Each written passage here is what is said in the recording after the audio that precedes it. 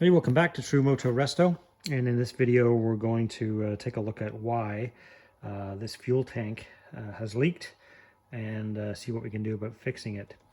Stay tuned.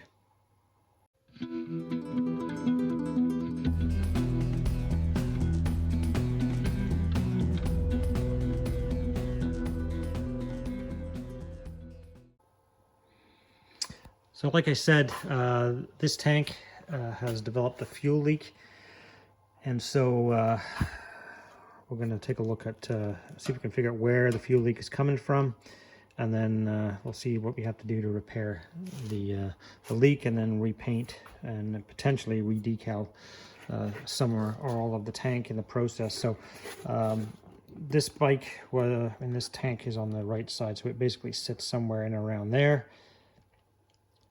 And so whatever was leaking out of the tank area has kind of dripped onto this side panel.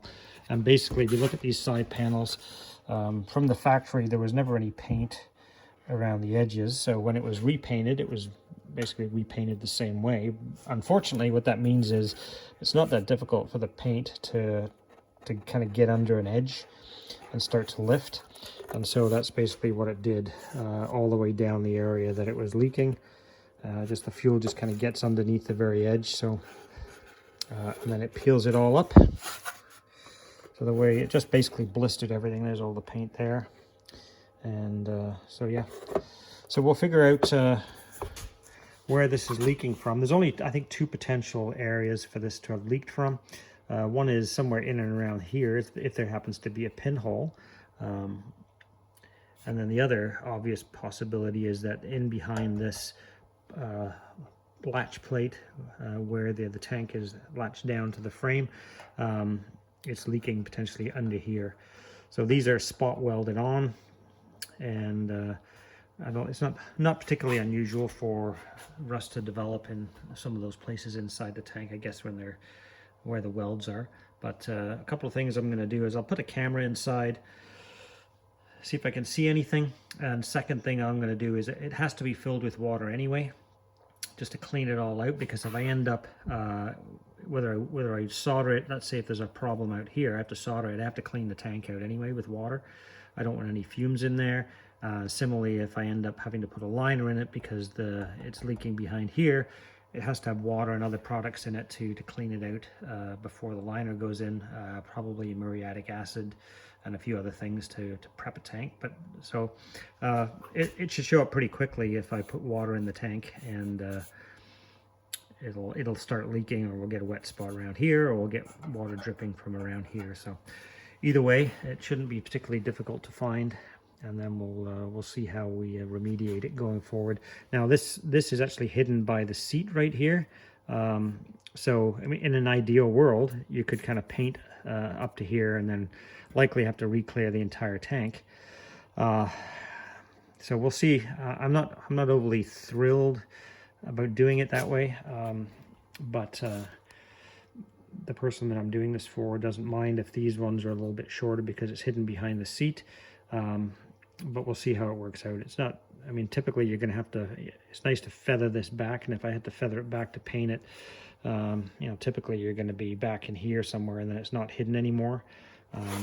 But if you take these decals off, then you end up sanding the whole thing, the whole side of the tank, pretty much to get everything flat again before you can then have to repaint the side of the whole tank, and then re-clear it after you put a new decal on it. So we'll see. We'll see what we can do, and if we can kind of blow it in and touch it up, then that might be the way that he wants me to go. But we'll cross that bridge. And this one, similarly again, if this one it might be easier just to paint it, just the part that's been compromised, but the whole thing is going to have to be re-clear coated. So if we have spare 350 decals, then these will just come off, and then we'll re-clear the whole side panel. But yeah, let's see where we end up. Okay, so what I've done is I've filled the tank with water, and now you can quite clearly see this dripping here, right there. And it appears to me that is dripping at this rear seam. It's not, I don't think it's dripping from up here. That paper towel right here stays dry. But right there, it does not. So it actually, it appears that there's two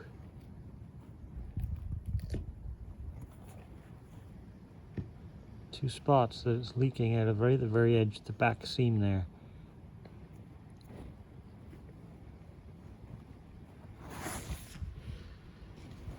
So there, it'd be easier to see there. Just put a couple of arrows basically right where there are two distinct leaks in the back of this tank. So basically it's the seam that's leaking. So there's the rear seam of the tank. You can kind of see the right in the center of that picture there is the line, which is the seam. And I've just got my bore scope down in there. So that's approximately where the leak would be. So there's obviously rust in that seam, although the stuff around it doesn't look terrible. Yeah, so there's another shot. I'm just kind of moving it around in that general vicinity. So yeah, it doesn't look atrocious, but obviously there's enough rust down in there that it's causing some issues with pinholes. So yeah, now the decision comes as to what to do next. So I'm going to clean off the outside just to see what sort of visibility I have there into, you know, exactly where the rust is coming through.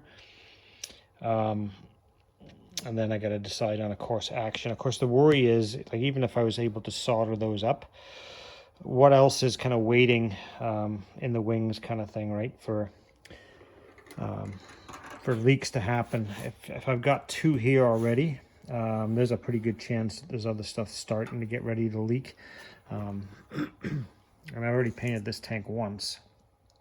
And so I think I have to consider cleaning it out with muriatic acid.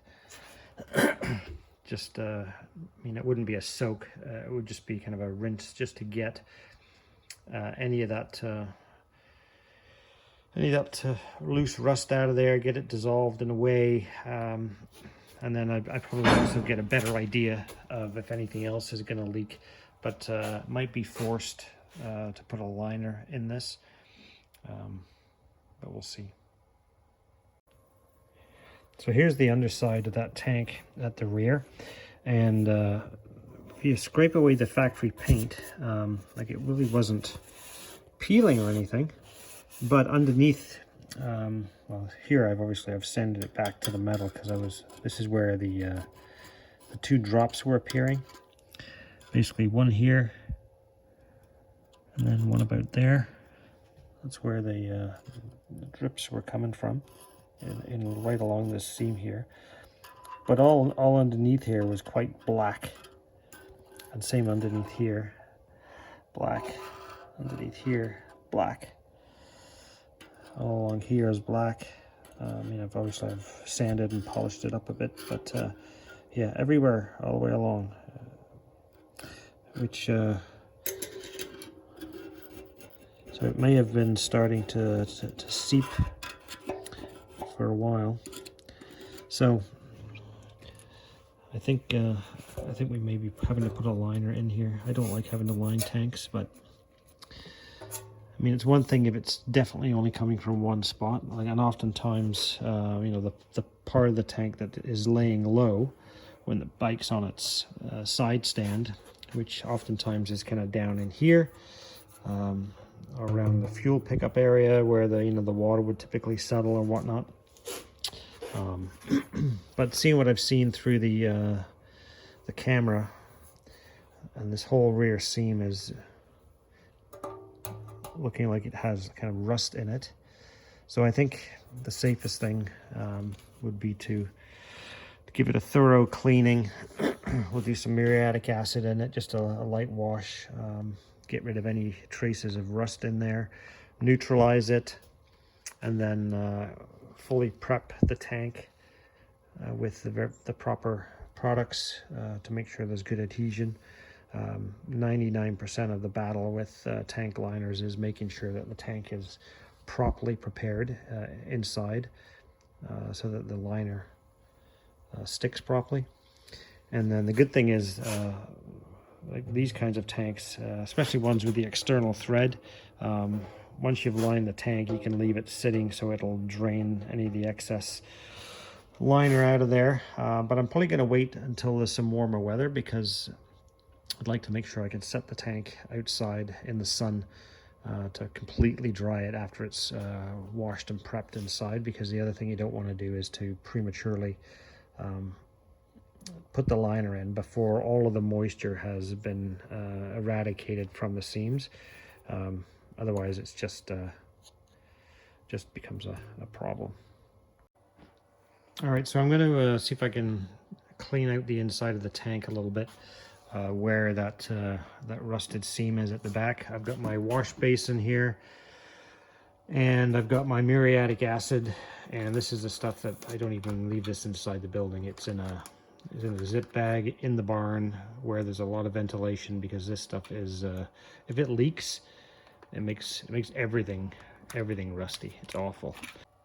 I've also got my this is water with baking soda for neutralizing the acid, and then I've got more water here for further washing out and further neutralizing. So yeah, the idea is just to try to get the muriatic acid down in the bottom part of the rear seam there, just to kind of open up any other weak spots that might be there, because I don't want to go through this process only to find that there's other issues. So it'll clean it out, it'll get rid of any rust that's in there, probably open up those two holes a little bit more, and then potentially open up any other issues that we can try to resolve all at the same time. I've also got a cork stuffed in the opening there for the petcock, so that'll stop any of the acid coming out until I'm ready for it to come out. Rubber gloves and a mask, and then the other thing I'm going to do is probably open this window.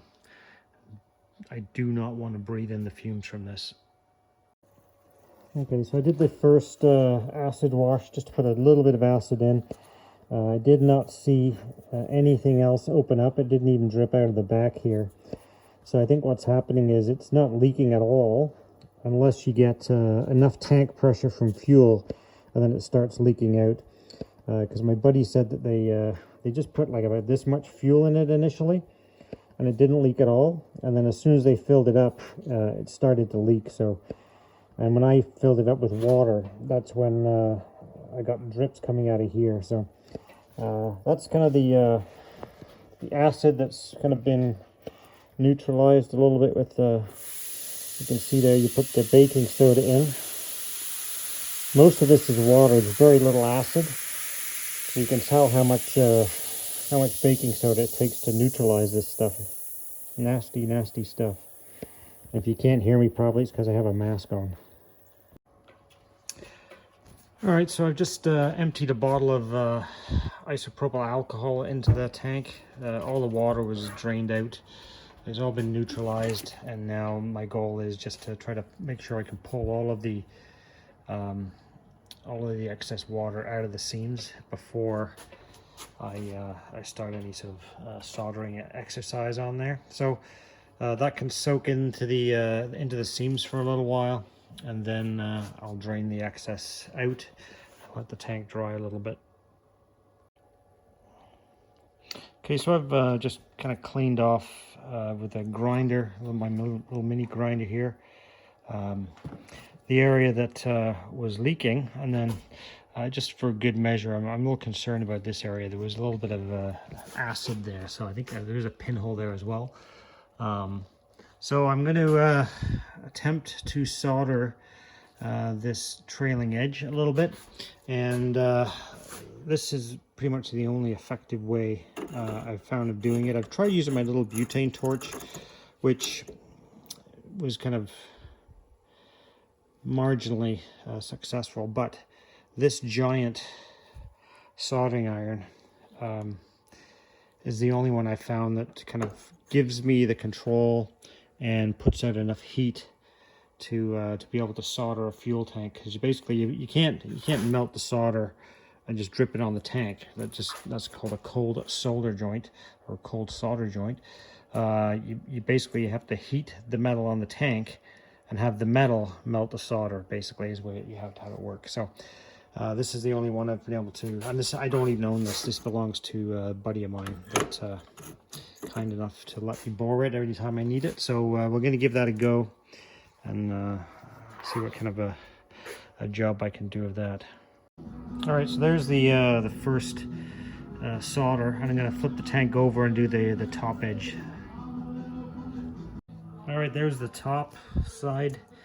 Has been soldered. It's been soldered all the way underneath, and I just ran a real thin skiff of solder over this as well.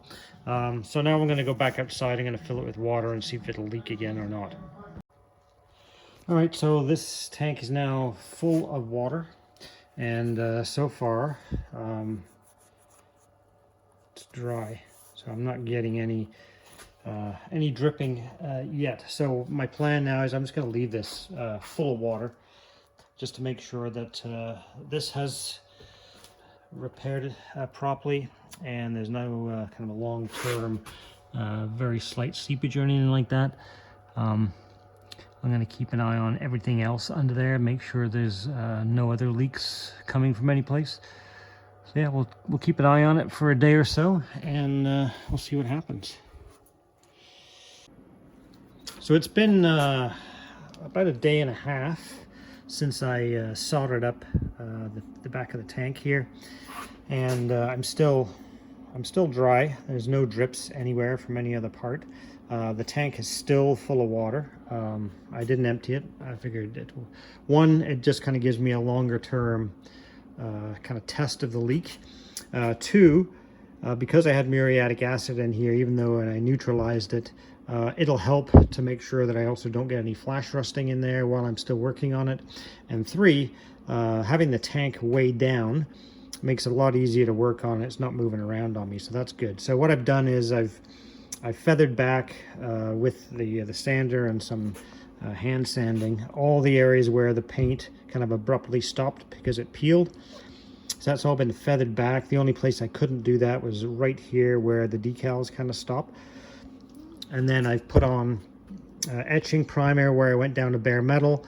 Once that dried, I applied some high build primer. So that's going to dry for a while. And then I did the same thing on this panel. This also peeled off, so I sanded and feathered all the edges back on the paint for that. And I've kind of back masked this just so I don't get any hard paint lines, the same as I did here. That's why you don't see the masking tape pushed tight to the tank. It just creates a softer edge. When you hit it with the primer, it just makes kind of sanding the whole tank a whole lot easier. You're not spending all kinds of time hitting hard primer lines. So this can dry off for a while, and then we'll wet sand everything again. We'll give it a couple more coats of primer. The decals are going to come off it because I have a spare set of decals. I'm going to wet sand the entire tank, the entire side panel with 600. Yet to decide whether or not we're going to wet sand this entire tank again, or just do the back here and then just kind of blend it, do a kind of a 3-gun blend where we clear it and then we come back a little further with a more reduced clear, and then there's another product that my buddy uses that to blend the clear into the old clear, then kind of buff the whole thing. So we'll figure that out. What I discussed with my buddy is that I would prefer, and I think he agreed as well, I know he agreed, that we think the best approach here is to do a spot repair on this, given that it's not leaking after the solder. We are not going to put a liner in it, because as I explained, once you go with a liner, that's it. You know, you're stuck. You've got a liner in there, and if that liner ever fails, you know, you can prep it properly, clean the whole thing with acid and all the right products that they give you. But if for any reason that liner fails, it's a huge pain to remove and to repair a failed liner. So I would rather have a tank personally that doesn't have a liner in it. And if it's not leaking because I was able to solder it up, then you know, we'll be happy with that. We'll do a spot repair and then blend it. And then if for any reason whatsoever this thing decides to leak again later in the same place or a new place or whatever, and we have to go with a tank liner, well, I'd rather cross that bridge later as opposed to now. And then we can deal with, you know, we do have extra decals for the stripes here and the Kawasaki, but let's kind of save those in case we have a problem down the road. But I don't anticipate having an issue at this point. By the time we are getting ready to be able to take this to paint, it's going to have sat with water in it for well over a week, maybe 2. So if it's held up to that point, then I'm not going to be too concerned with any sort of leakage from that point forward. It's kind of, any of the rust has already been cleaned out of the back here with the muriatic acid. It's been neutralized, blah, blah, blah. So I think we'll be all right. So remove the decals off the side panel. Just starting to wet sand the area that I reprimed where the paint was peeled off. That's I'm almost happy with that. I can still very, very lightly feel a slight transition there where the paint line ends, so I got to do a bit more work on that. And then we'll clean the whole panel and we'll wet sand that with 600, and that way when I can blow the color in on this end, and then I can clear the whole thing. All right, so we got the parts back in the paint booth. So 1 coat of clear on. I'm going to do 1 more coat, and then so what we've been doing here is I'm kind of clearing the area that I painted here, and then we've got another gun with 50% reduced clear that we're going a little bit higher, and then another gun with just reducer in to go all the way up to the top. And then once it's all been dried for a few days, I'll be able to wet sand it with 3000, and then then I can buff it, and that should be good to go. All right, there we go. 2 coats of clear, and whatever else now is just going to be basically wet sanding and buffing just to get the shine back in all the right places. So should be all right. And then obviously this has to have the decal back on it. Well, that should do the trick, I think. I did get a little overzealous with the thinned out clear here, the 50-50 clear and reducer. And instead of kind of starting here and then kind of coming up, I just hit it with a little too much. There's a very slight run there that needs to be wet sanded out. So, but yeah, aside from that, it'll be fine. Once I get it wet sanded, you'll never see it. All right, so back from the paint booth. It's been a couple of days, so the plan now is I'm going to wet sand the back of this tank with 3000, and then we're going to buff it, and then we should be good to go. So there's a little bit of orange peel here, and then it's kind of a drier kind of spray up here where I was kind of blending the clear a little bit. So hopefully by the time I get that all wet sanded and buffed, it comes up quite nice. It should be good. And then there was a little bit of a run here, but I don't really see much of it there anymore. But anyway, I'm going to basically wet sand here and up here, and then a little bit down here. You can see this is where the tape line, there was a foam tape across here, you may recall. So yeah, by the time this all gets wet sanded back and buffed, all that should be gone. And then just the one other point, of course, this isn't ideal here, but the decal lifted off with the paint through that fuel leak. And at this point, the customer and I decided to, this sits behind the seat anyway, so as opposed to stripping the entire side of the tank or the whole tank and redoing the whole thing, that we'd do it this way for now, and then once we're comfortable that that's kind of not going to leak on us again, then he could decide later if he wanted to change that or not. All right, so there's the sanding with 3000, and you can still see here there's a little bit of a, this is where the line was for like the tape line, I guess, the foam tape line. So above the line I've buffed it a little bit, and obviously below the line, and then you can kind of see kind of where the old and the new clear coat were there.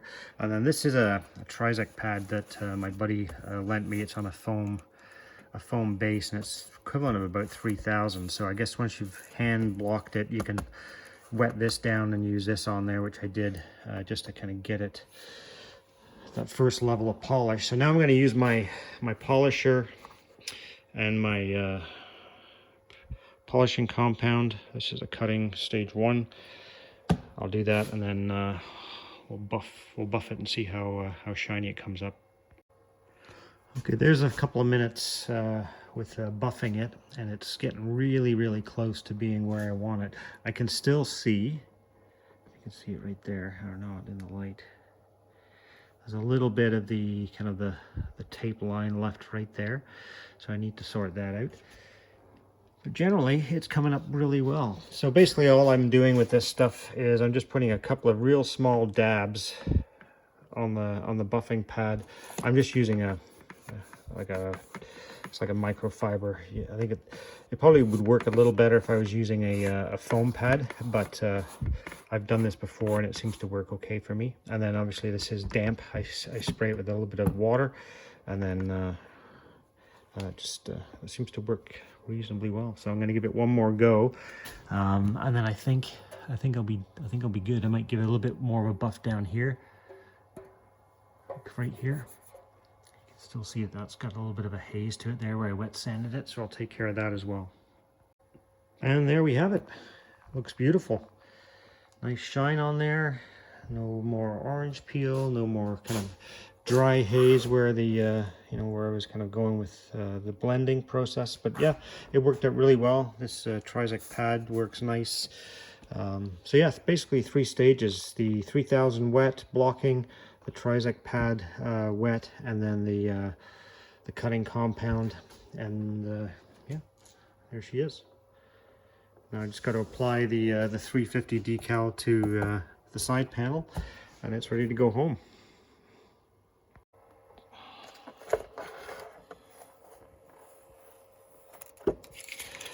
And there we go. So there it is. The only thing left to do now is to put the petcock back on the tank, and we'll take her back to her owner. Thanks for watching. Please like, share, and subscribe, and we'll see you in the next video. Take care.